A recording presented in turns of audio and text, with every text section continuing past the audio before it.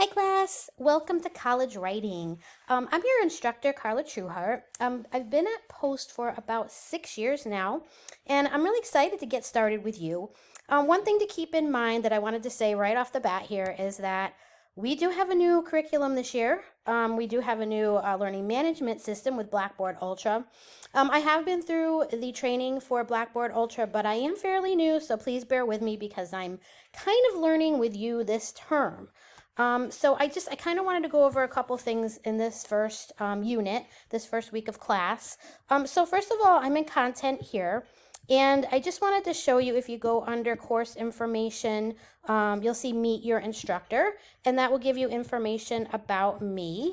How you can get in touch with me, my email, my work phone, and a little bit of a bio about what I do and what I like to do outside of class. So if you go back over here, you'll see some other information like the syllabus and criteria. Ask the instructor is here. If you have a question for me, please ask the instructor to like class questions. If you have anything personal or grading issue, just email me directly. Okay, so that's that.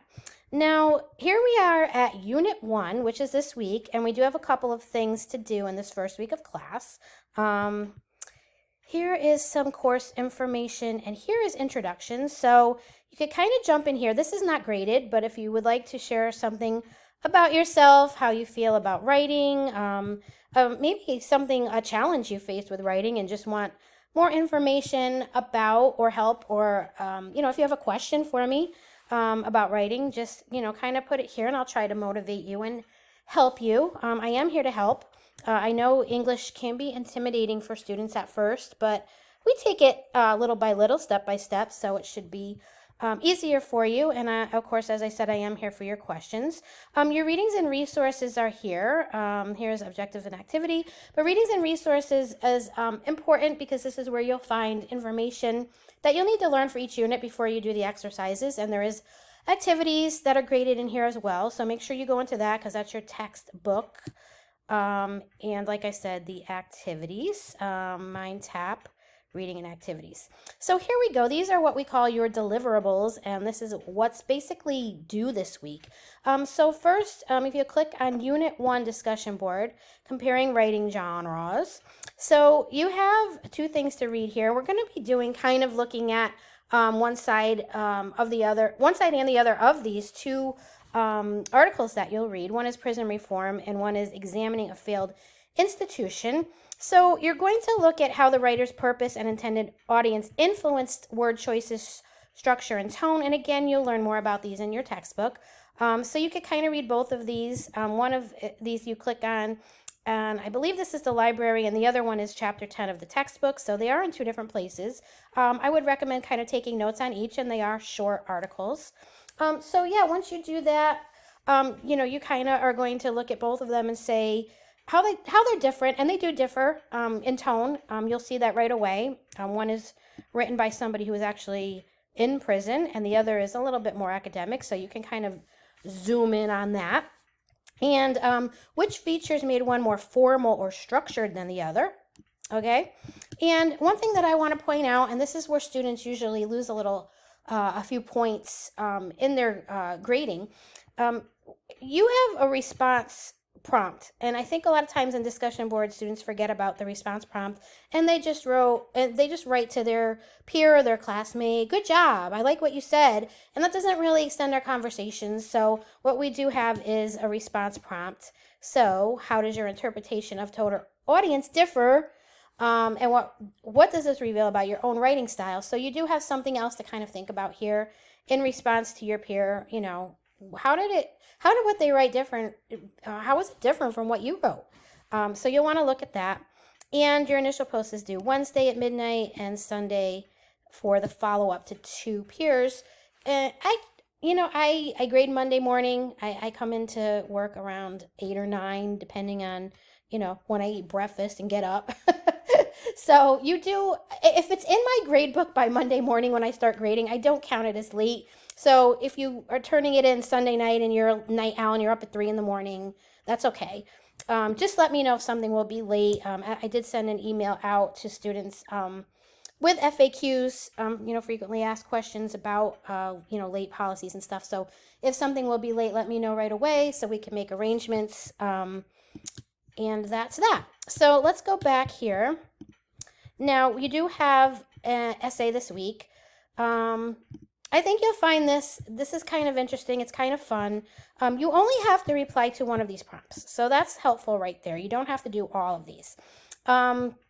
This is writing about applying to a scholarship.